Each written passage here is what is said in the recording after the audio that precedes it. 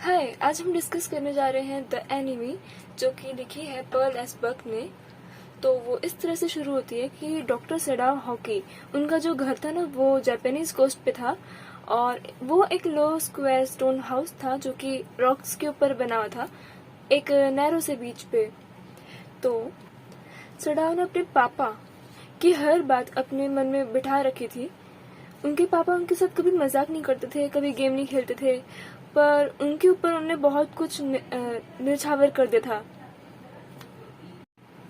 उनका main concern उनकी education थी, और उन्हें उनको अमेरिका भेज दिया था 22 साल के जब वो थे, ताकि वो डॉक्टर बन के वापस आए। डॉक्टर सडाओ जब आए थे अमेरिका से, वो बहुत फेमस सर्जन थे और साइंटिस्ट थे।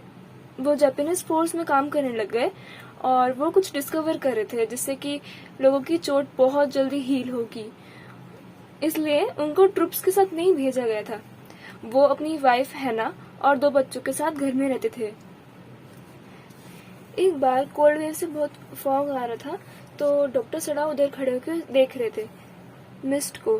तो उसी मोमेंट पे डोर खुला और उनकी वाइफ हैना आई प्यार से उनके पास। वो हैना से अमेरिका में मिले थे जब वो दोनों प्रोफेसर, उनके अमेरिकन प्रोफेसर थे, उनके घर पे एज ए स्टूडेंट रहते थे।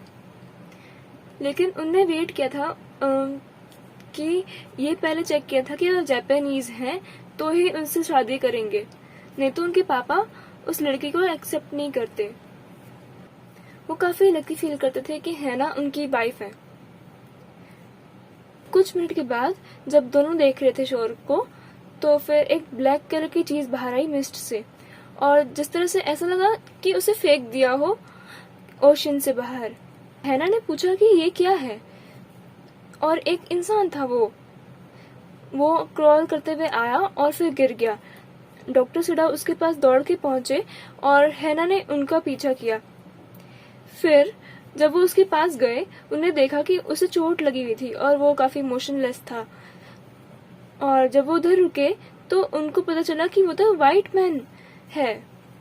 वो अनकॉन्शियस था और उसकी बॉडी पे बहुत सारे स्टेन थे, चोट थी, कपड़े बुरी तरह फट गए थे, और उसका फेस काफी था और टॉर्चर्ड, और गन वुंड भी था उस पे। वो सेलर था अमेरिकन वॉरशिप का, यूएस नेवी से, प्रिजनर ऑफ वॉर था। वो उसे फेंकना चाहते थे, लेकिन वो ऐसा कर नहीं पा रहे थे क्योंकि उसे बुरी तरह चोट लगी थी। डॉक्टर ये देख नहीं पा रहे थे। अगर वो उसे रखते अपने पास तो फिर उनको अरेस्ट कर लिया जाता कि उनने एक प्रिजनर को हेल्प किया है, उसे ठीक किया है। जब वो पुलिस के पास जाता तो ऑफ कोर्स फिर उसे वो लोग मार देते। दोनों में रिस्क था क्योंकि उनका वॉर चल रहा था अमेरिका से, जापान और अमेरिका का।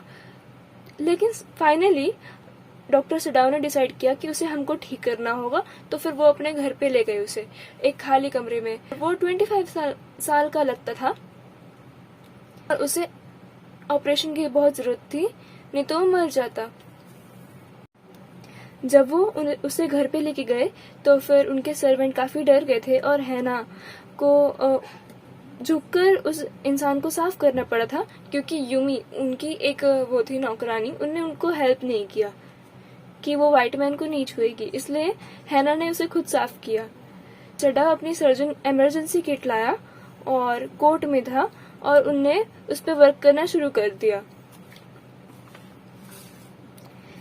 हैना ने सडाव को हेल्प किया एनेस्थेसिया देने में, और सडाव ने फाइनली वो बुलेट उसकी बॉडी से निकाल ली।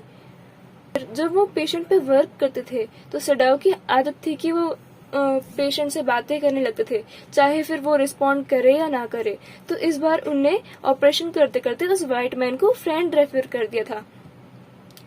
तो ऑपरेशन के बाद जब वो इंसान होश में आया तो वो काफी वीक फील कर रहा था। हैना ने उसे खुद खाना खिलाया, जबकि वो उसे पसंद नहीं कर रही थी, और सर्वेंट ने मना कर दिया उस रूम के अंदर जाने से। और थर्ड दिन वो जो मैन है ना, वो बैठने लग गया था, और सडाओ खुद नहीं जानते थे कि उसे हैंड ओवर कर देना चाहिए पुलिस को या फिर क्या करे वो उसका। और सर्वेंट तो घर छोड़ के जाना चाहते थे क्योंकि उनको पता था कि मास्टर के साथ वो भी पकड़े जाएंगे। लेकिन सडाव ने उसे अभी नहीं छोड़ा। सडाव हर दिन उसे एग्जामिन करता था और 7th डे पे जो सर्वेंट्स थे ना वो उनको छोड़ के चले गए। उनके सर्वेंट ने उनको तब से सर्व किया था जब से वो छोटे से बच्चे थे। और सोल्जर है वो अब चल पा रहा है। फिर डॉक्टर ने उसे अलाउ किया कि वो सिर्फ 5 मिनट चलेगा एक बार, फिर बैठ जाए, रेस्ट करेगा। तो सोल्जर ने उन्हें थैंक यू बोला और अपना नाम बताया कि वो टॉम है। तो वो पूछ रहा था सडाव से कि अब क्या वो उसे पुलिस को दे देंगे। और उस वक्त पूछते वक्त वो बिल्कुल डरा हुआ था, जैसे कि कोई एनिमल डरा हुआ होता है, उसकी आंखों में डर था। उसी आफ्टरनून एक मैसेंजर आया सडाव को जनरल के पास ले जाने। तो हैना डर गई थी कि कहीं उनको पता तो नहीं चल गया, पर बात ये नहीं थी। जनरल को उनकी जरूरत थी क्योंकि उनको पेन हो रहा था। फिर वो उधर गए और वो बातें कर रहे थे। जनरल से बताया कि उनके पास प्रिजनर ऑफ वॉर है उनके घर पे, जो कि बच के भाग गया।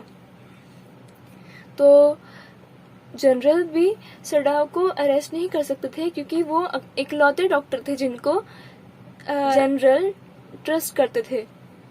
तो फिर दोनों ने मिलकर डिसाइड किया कि वो जनरल अपने असेसिन्स भेज देंगे, अपने प्राइवेट असेसिन्स उनके घर में, और सडाव दरवाजा खुला रखेगा, गार्डन वाला।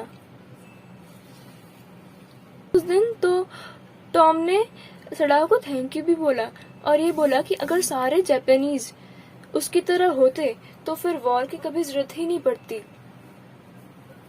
दूसरे दिन जब सडाव उठे तो उनको लगा कि अब टॉम नहीं होगा वहां।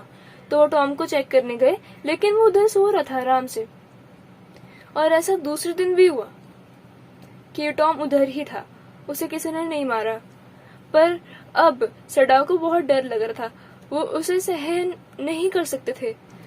उसने आइडिया दी टॉम को कि क्यों ना वो बोट चलाकर नियर बाय आइलैंड, पास वाले आइलैंड पे पहुंच जाए और वो वहां तब तक रहे जब तक कोरियन फिशिंग बोट नहीं आ जाती और फिर उसे कोई बचा नहीं लेता।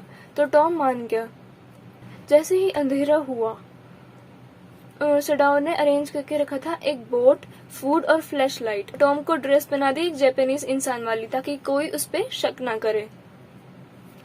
फिर टॉम को सडाव को 2 फ्लैश देने थे अगर उसका खाना आइलैंड पे खत्म हो जाए, और एक फ्लैश ये बताने के लिए कि वो अभी भी उधर है। लेकिन उसे ऐसा तभी करना था जब सनसेट होने वाला हो, उसके बाद नहीं। उसके बाद अगर वो करेगा तो कोई देख लेगा कि आइलैंड पे कोई है। फिर वो सोल्जर चला जाता है। तो 1 हफ्ते के बाद सडाव जब जनरल के पास जाते हैं तो फिर वो बताते हैं कि वो प्रिजनर चला गया। जनरल खुद ही भूल गए थे असैसिन्स भेजना, क्योंकि वो खुद ही पेन में थे। उनको गॉल ब्लैडर में कोई प्रॉब्लम थी। और इस दिन सडाव को कोई फ्लैशलाइट नहीं दिखी, तो फिर उन्होंने एज्यूम कर लिया कि टॉम अब सेफ है और रेस्क्यू कर लिया है। मे बी वो कोरियन फिशिंग बोट के साथ चला गया। Thank you.